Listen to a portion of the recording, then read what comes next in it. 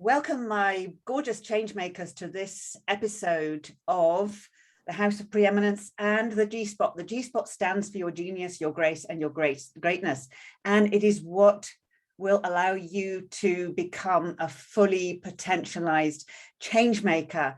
And in this high performance number, I am so excited today to introduce somebody I only recently met, and her work is like nothing else I have seen out there, except that it ticks all my boxes on holistic high performance, and especially for in the feminine model.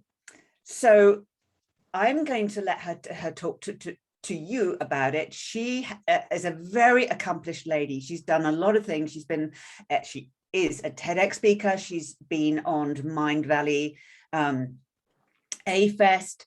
She has an incredible approach to high performance. She is all about your leadership and your potential as a change maker. So welcome, my beautiful new friend, Chen Lizra.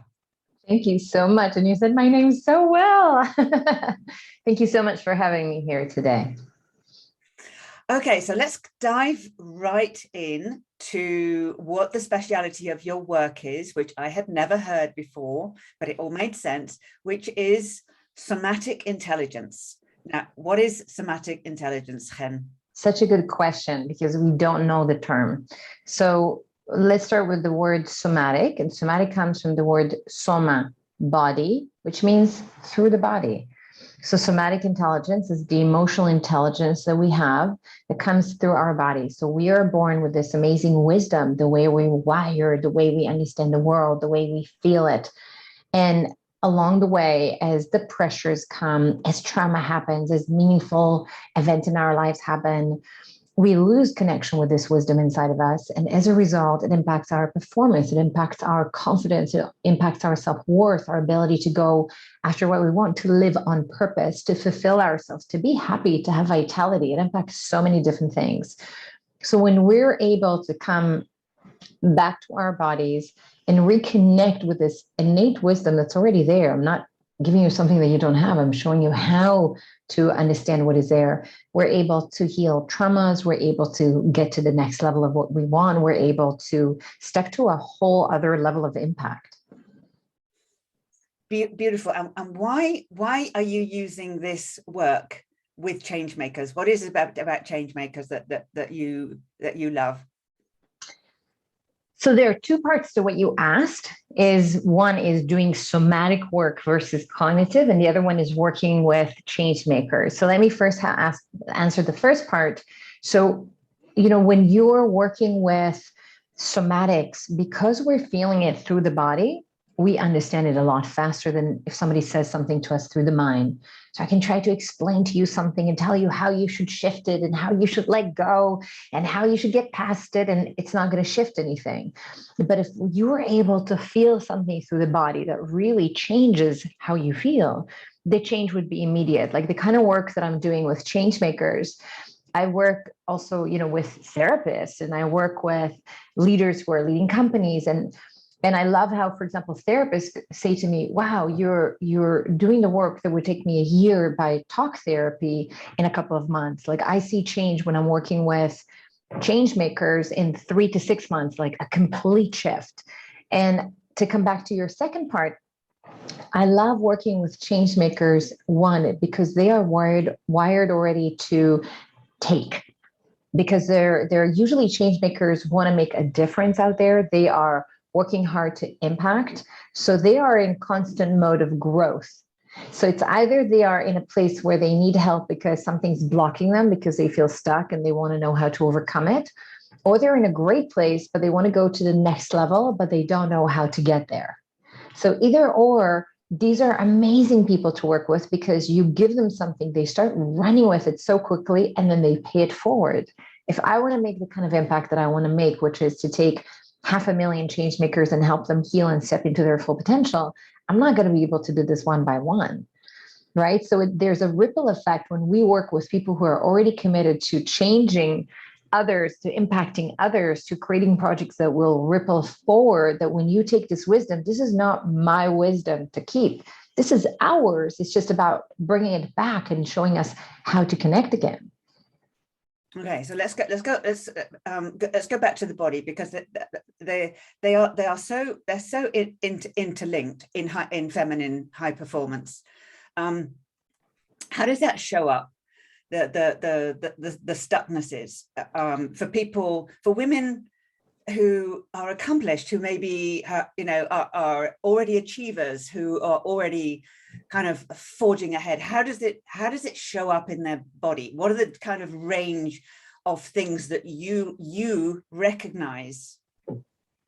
So let me give you a good example, because I think it's better to talk about an example. There's so many, but I'll pick one to kind of break it down. So this is a case study we just did, and we took, because it was so personal, we took a fake name and we called her Sherry. So let's talk about Sherry. And Sherry showed up on my doorstep as someone who's working in the engineering industry. She's a proposal manager. And there were two things that she was complaining about. One, she was getting close to 50 and she couldn't get a meaningful relationship where she could really commit and create a family. And the second one was she wasn't valued enough in her work. She wasn't seen enough for her contribution. She wasn't advancing as she wanted to. She wasn't getting paid as she wanted to. And she felt like she was a little bit transparent in that sense, and she was frustrated. Her confidence wasn't where it needed to be. So we did a somatic intelligence assessment. It's a process that I developed where in a week I can uncover the root cause of where everything is coming from, why something is not working, where it's stuck, and then what we need to focus on to shift it.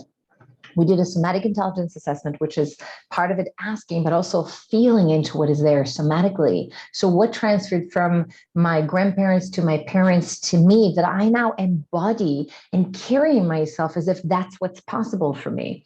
So when we did that one, we uncovered a situation that happened to her in her childhood where she was young, she was in her early teens, and she was moved to a school with her cousin, and her cousin rejected her. She adored her cousin, and that rejection was a blow to her. Not only that, but she got placed into a group with her cousin, and they did a project, and the cousin dropped to like a couple of points in her grade as a result, and it wasn't even specifically with her, it was the whole group. Next thing you know, the aunt comes along, and she comes and she's so happy to see her aunt. It's her favorite aunt. It's her favorite cousin. And her aunt comes and she tells her to her face in a very aggressive way, you are never to do another project with her. It was your fault that she lost the grades. And this became a monumental moment in her life that changed everything. So when I met her, she kept chasing career and success and not fulfilling any of it, not the success that she wanted, but not also on the love life side. And what she didn't realize, because she kept saying the sentence, no one taught me this. I've always been driven to success. And what we were able to kind of expose is that when her aunt made that decision, somatically, without saying it with actions, she said to her, success is more important than love and family. And in that moment, to achieve that love that she so desired because it was there before, she started chasing the success. So then to come back to this moment, and then to start healing this, bringing back the emotions that she could never process and make room for her to be fully received emotionally through a process of felt experience where we teach the body how to release this, she was able to heal that trauma. And within 6 months, she ended up in the relationship with the love of her life, where she was like, this is the man of my dreams. She now got a raise, not the full raise as she wanted to, but she was able to negotiate because her confidence and self-worth have gone up so much, a change in the company to the kind of position that she was dreaming of having. In the past, every time people said to her, oh, you should do that job, and would kind of try to promote her, and she would go like, I don't know if I can do this. And suddenly she started going like, I know I can do this. And then she started going after it. And then we shifted how she did things because she was coming from such male energy, which was so aggressive and hard to digest. I taught her how to come from feminine energy, where she was like fully leading to what she wants. The last conversation I had with her, she sat in the meeting with all of these people that she's now leading. And she said to them, trust me, I know what I'm doing. Leave it up to me. And she came with such confidence and intention and power and assertiveness, but it was a feminine way so they could digest her. You know, she got recognized to a thing that's like the employee of the month, and got as a result also, which is not the point for her. She wanted the recognition, also a bonus. So all of these became possible because she was able to look at what was holding her back, bring it to the surface, process it. And we also worked with her body to change those 5 somatic elements that I work with, to change her full embodiment and bring her back to her true nature, but also to her embodied femininity as a change maker and as a leader. Yeah, but I think that everybody who's listening can relate to where they are with having that's the word, integrated traumas from our young age, wherever. But it's so interesting that you recognize them in the body, and it's different approach from psychology, whereby you recognize it in the body, and you bring the body back as if I understand rightly, you bring the body to be the kind of vehicle for the healing.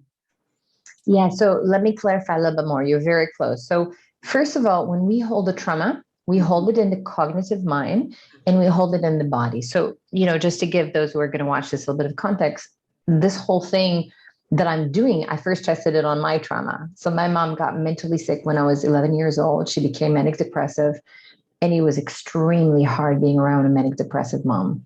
And I suffered as a result 10 years of suicidal thoughts and just could not live with the reality because I couldn't opt out. And it was so hard emotionally.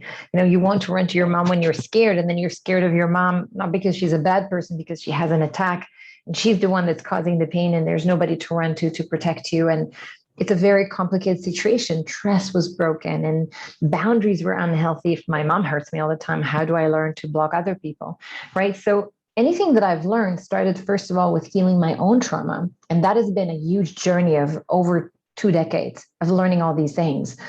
And now I try to do these things for other people in a much faster way. I don't want people to spend it 20 years. I want to give it to them in 3 to 6 months because I wish someone did that for me.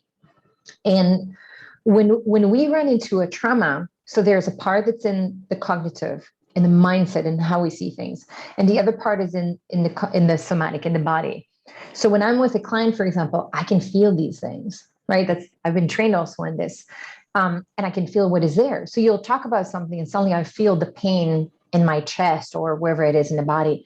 And I'll feel what you're feeling right now in the body. A lot of the times when there's trauma, I'll feel it, or another somatic coach who's doing this kind of work, transformational coaching, but you wouldn't, because the nature of trauma is that we lock it up. Why? Because it was too much for us to be able to process and feel it and to integrate it back into our nervous system in a normal way. When we think of children, right? We all see children when they're young, and let's say they start crying and they're like, the mother takes them and kind of rocks them, rubs a little bit. What is she doing? She's feeling with them, and they feel her feeling them. And when we do that with children, we teach them, oh, when you're being felt, now you can let go. But when trauma happens, something that's very typical of trauma is no one feels with us what we're feeling. So we are left there with the situation, feeling alone. And as a result, we cannot integrate it back, because if it's a trauma, it's because it was too much for our nervous system. So if we are lucky, and the unlucky ones end up, for example, in drugs or mental hospitals, if we're lucky, we shut down automatically, unconsciously, that area to protect the nervous system from frying. But then we don't have access to what is there to be able to release it in a natural way. And then it becomes a block in our life that prevents us. If I locked it here, it's also locked here and here. It's the same muscle that holds it, right? Not only that, but we're actually spending so much energy just holding. Like imagine, do this for a second with me and hold your shoulders high, high, high, high, high, high, and pull them to that it hurts, right? And then sit there now for an hour like this. And then after an hour go, and you're like, oh, that hurts, right? when we're holding a trauma, it's like that. We're holding those emotions because we don't want them to move, because we're terrified of feeling them or processing them. And it's sucking so much energy out of us. It's exhausting. Like when people process and release these things, a lot of times you'll see a lot of tiredness and a lot of grief come up. And the grief is because they're healing, because they've also lost something by holding it for so long, right? So one aspect of it is bringing what is in the body that's stuck to the surface and teaching the body again how to do what it already knew how to do. The other aspect of it is, this is kind of juicy and yummy. And this is the 5 elements of somatic intelligence. So I got lucky. I really got lucky. And I started traveling in 2005 to Cuba. I had a Cuban dance academy. I was dancing. I know this connected us right away around dancing movement. And something was calling me from Cuba. It was, like in the cartoons when you see that food, and it's like the character is like, something draws you, and you're like, it's so sensorial. You don't even know what it is, but you're like, oh, I gotta go. I felt that draw to Havana and to Cuba, and I couldn't even put my finger on it. And when I was there, I was like, oh my God, it's the seduction. It's so seductive. Looking back, it wasn't. I mean, I did a whole TED talk now on it that has 10 million views, but it wasn't a seduction. It's also the seduction. But what it really was that Cuba got stuck in the early 60s. So something got locked in the country with no social media, without them chasing careers because they're limited with what they were allowed. And they were living old school the way the world used to be.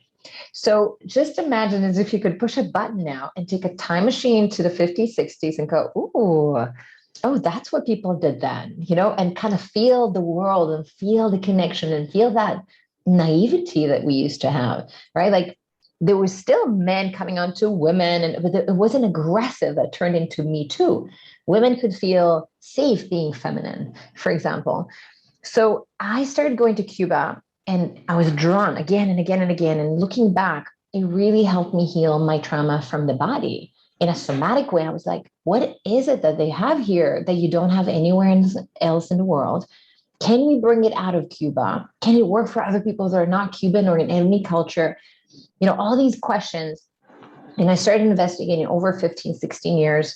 I started extracting all this wisdom and all this like embodied wisdom and learning it through the body. I would do dance classes. I would learn how they walk, and I would like learn all these things, all this wisdom that they had, all this like something that's unique in Cuba is that they train dancers at the expense of the government, and you learn 6 years full time and then 1 year social work year where you train to like practice, in a famous group.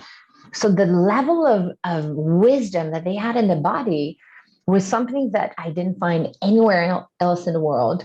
And it took me about 10 years to start asking the right questions. I wasn't asking the right questions. It's so obvious to them. It's so how they live that I was asking questions and I wouldn't get it. Like I wouldn't understand. And then when I learned how to ask the right questions, they would first of all go like in Spanish, like, claro, of course. And I'm like, it's not obvious. It's like, it's obvious to you because you're living it, but to anybody else in the world, it's not.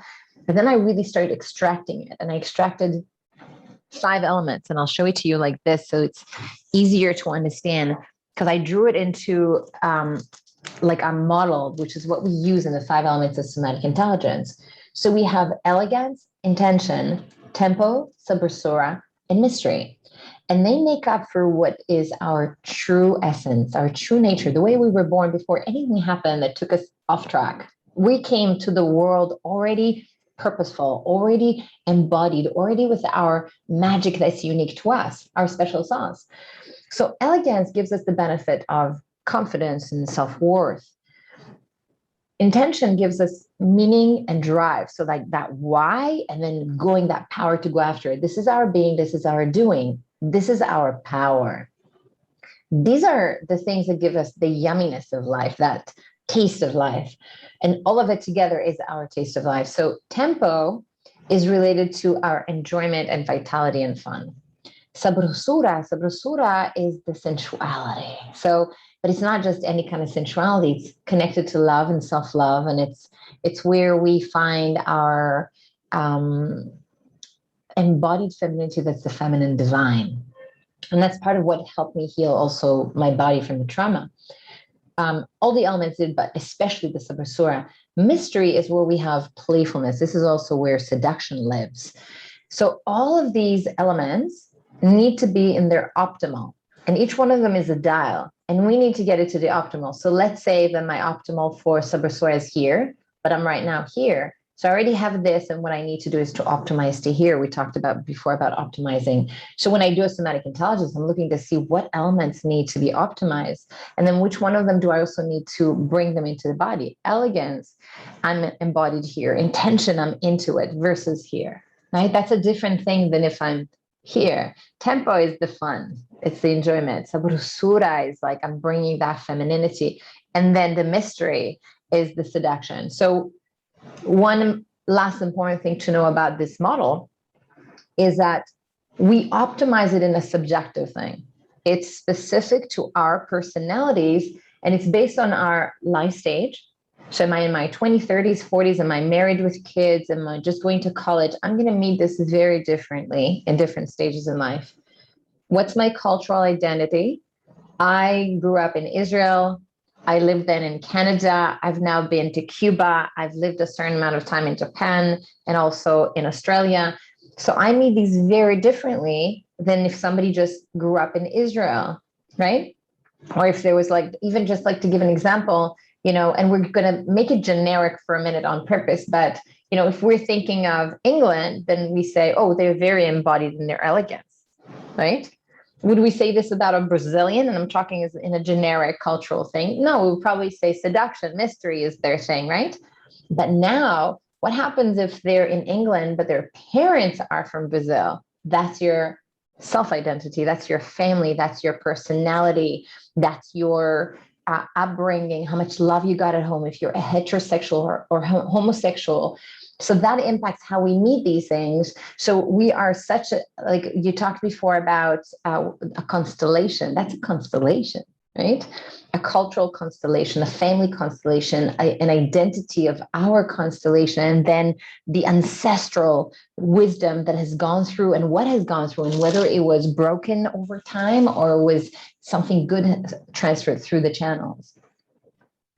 And it is so interesting. I'm loving every single thing I'm hearing, and what I'm feeling at the moment, because of all of our audience, our listeners, our readers, as change makers, trying to strive in this still very, very masculine world, in a masculine created success arena, and feeling very, very, you must see this a lot, feeling very pulled, is like, do I stay linear? Do I stay goal driven? Do I stay, do I stay going for it? Or do I do this is what I'm loving about what I'm hearing is, or do I do the opposite and I'll just be completely spiritual and receptive and intuitive and all of that? But what I'm hearing and feeling is that even those categories are, I've just done hearing them, and this is so fresh and allows for everything beyond those stereotypes. This is what I'm kind of feeling, is this is like no more stereotypes. Yeah. Who are you called to be in this world? What is the job that is yours to do? Right? Like, step into who you're meant to be. Like, look, for example, at Pink, the singer. I'm just taking someone iconic so that we can all know who she is. She is, in a sense, very masculine, but for her, that's her skin. So it's not that she's not feminine, but we all have feminine and masculine, but for her, the way she's embodied, that's her truth. And she's creating out of that place. And so it's gorgeous because she's just being her in the most beautiful way. And women who are like that should be like that. Another one, look at J-Lo. J-Lo is very much a lot more in her feminine in that sense. She also has the masculine. She's a very strong businesswoman, but she's embodied in that balance in a different way. Look at Michelle Obama, right? Such elegance in her embodiment. Like, she's embodied between masculine and feminine, kind of half and half. right? It feels like she's right there in the middle, sitting between the two of them. You feel her energy. She's super strong, boom, boom, boom. But then there's something very motherly and feminine about her. So there's room for each one of us in this constellation to show up as we really are. We were put on this planet with a gift. When we don't step into our true nature, we are robbing the world of our gift, and we're robbing ourselves of our life. And I also love that there's the cultural heritage in there, which is so part of our makeup. As you said, you were born in one country, but you traveled so many more and integrated and absorbed different parts that you identified with, that have become part of you and part of your work. I think that is so important, because again, it goes beyond stereotypes and allows for such a fuller expression of our essence. We need the context to understand the person, right? Like if somebody, for example, I had this situation in the past. I had a boyfriend years ago in Toronto in Canada when I was living there, and we got into the elevator, and there was somebody else in the elevator with us, I think with a suitcase, if I remember correctly. And we were going up, and she suddenly asked something, and then I said something, and then she asked something else, and eventually she got off at, the floor that she wanted to get off. And my boyfriend turned to me, he was Canadian, and he said, "How rude of her, the way she jumped into our conversation like this." And I said to him, the opposite. Like, she seemed Australian from her accent.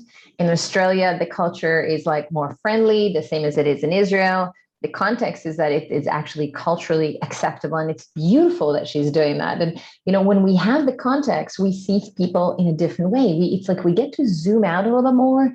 And I think that we would have a lot more patience in the world, and a lot more, what's the word I'm looking for? Like allowing people to be what they are and who they are, and to show up, and less judgment, more acceptance, more a space of love, really. When we think of it, it's not about lovey-dovey kind of thing, but one of the things I love experiencing in Cuba when I'm there is that you walk on the streets and you feel love between people. And it, like, you really feel it, like you feel that there's love. People are not judging you for who you are.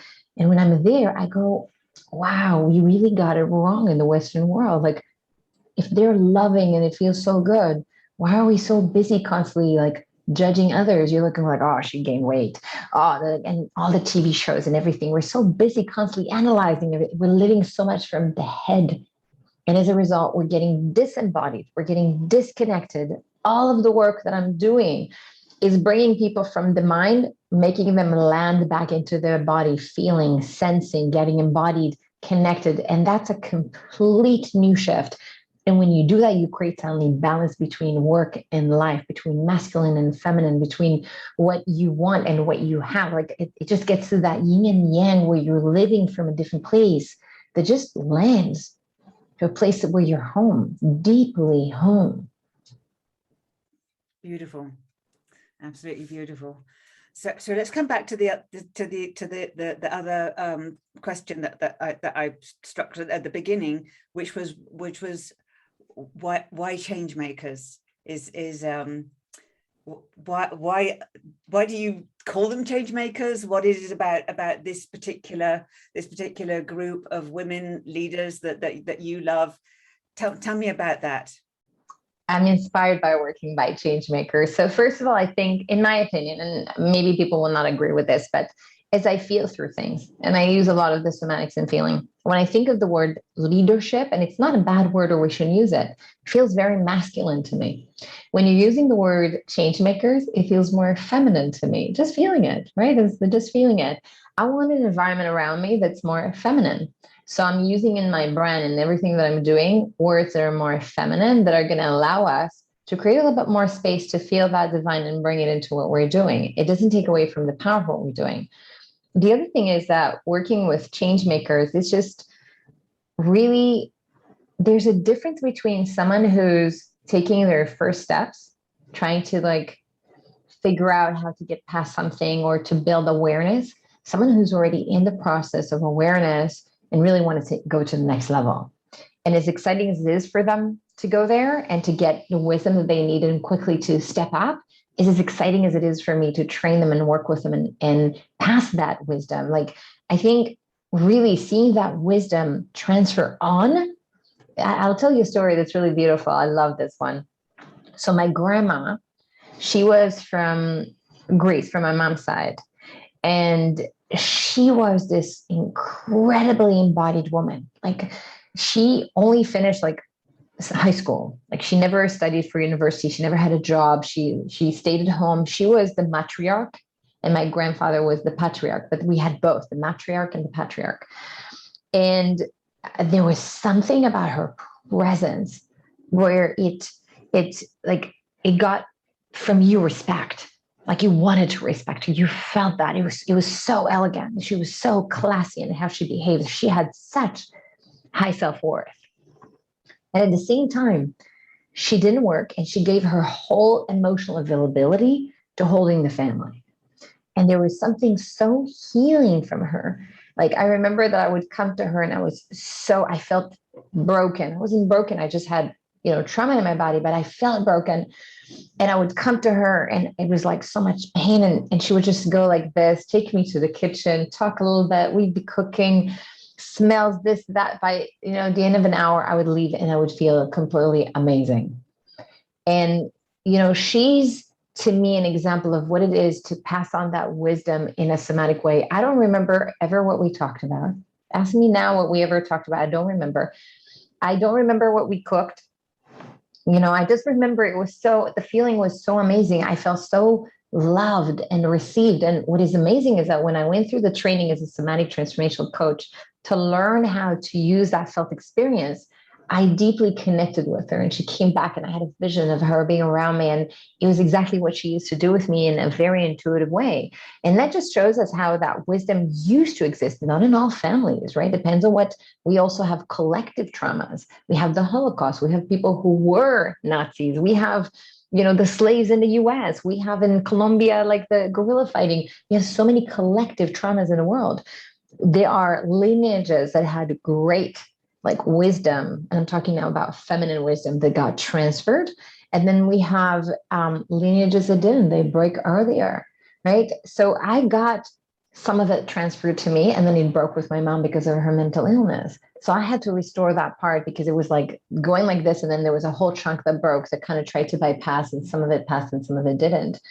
So to be able now to take these powerful women who can take from me what they need and then pass that to them, I feel like my grandma lives in me. I make her proud by being the woman that I am. If I'm half the woman that she was, then I'm truly honored to live my life. Wow, Chen, I was about to say everybody could do with your grandmother, but actually you just said she's come back through you and your work, which is absolutely fabulous. And I want to add just one sentence, if you allow me. I about 2-3 years ago, I started getting involved with the shamans in Colombia and in Costa Rica, but the real ones, the ones that have transferred the wisdom for 4,000 or 5,000 years. And I got connected at one point with an abuela. This is someone who's considered in the shamanic traditions as a wise woman who was receiving that wisdom. And I love what she said to me. She said in Spanish, "Sanas una mamá, sanas una familia entera." You heal a mother, you heal a whole family. Oh, beautiful. Yeah. Well, we could apply that. You heal a change maker. You heal humanity. Yeah, a whole community, a humanity, but that's exactly goes back to what you asked me. If I heal one change maker, what impact does that have forward? Because of what they're busy doing, they're going to take that very thing. And I see the ones that I've helped and what they're doing with it. And I feel so proud of them. There are people that think we need to keep that to ourselves. This is mine. It's like, I want to give it. Like next year, like right now we have online programs, and next year I want to work on a learning platform where you'll be able to come and learn all of these programs that we already have and expand it so much bigger and share more and more of this wisdom so that that becomes available to anyone in the world.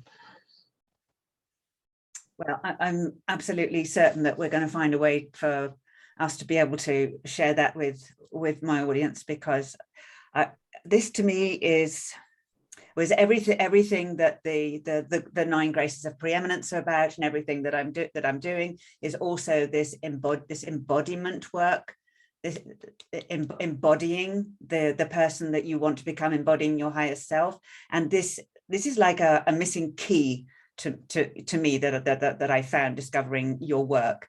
So I am so thrilled. We are going to be including all of your links and resources, because I know you have some free resources that people can find out more, and a community, don't you? Yeah, we do. We have a beautiful community. So I've created a safe community. So first of all, we have a Facebook community for anyone that wants to come in and start to get a sense. And it's a safe community. So people can show up and they can say, I'm having a hard day, I have a trauma, I'm struggling with this, and you just get received. But then we also have a Mighty Network community that you only get invited to if you're a client, and that's even safer. And that's where people also get a lot more of me. So we give both communities me, but they get even more access to me. And we really like there to make sure that people don't just do, coaching or online programs or virtual retreats, but they actually really learn this, embody this, and integrate it into their lives, so that there's a whole ecosystem that we created to make sure that we are with people. And we, like next week, I have a connect with Chen. People can ask questions, and we do this once a month, so that there's always, and like you can always get your questions answered. You can always figure out where you're stuck, what to do with it, and move forward and really embody this wisdom. That's beautiful. We're going to share all of those links, Chen. I just think this to me now, it has absolutely, in the whole holistic feminine high performance model, and the approaches and practices that are available to women, feminine, who really want to step into their whole potential. This to me is the really fundamental work. So thank you so much for coming and talking to us about that today, and sharing your beauty and your gifts and your space and your generosity and all this wisdom. It is truly inspiring. So thank you so much, Chen. Thank you so much. So I want to say a couple of final things. So one is, for women that are interested in working one-on-one, we do have a process, and they can come on a complimentary discovery call and find out more. We don't ever sign on clients without really digging deeper and understanding where they are, and then seeing if we're a good fit. And also for everybody to go to our free gift of the femininetruenature.com. We prepared a beautiful gift with videos where they can learn some of like practices of embodying the femininity that are just delicious and yummy. And final thing I wanted to say is just to say thank you to you for creating this beautiful, beautiful project and space for, I see my friends who are transformational leaders as well, and coming on and bringing their incredible wisdom. And thank you for creating this beautiful platform and magazine to share all of this with the world. I think it's so needed. Thank you. Well, we're singing from the same hymn sheet there. Heal one change maker, and you heal humanity. That's the work we're doing. So beautiful, beautiful collaboration. I'm sure we're going to be doing something else very, very soon. It just we'll be happy to.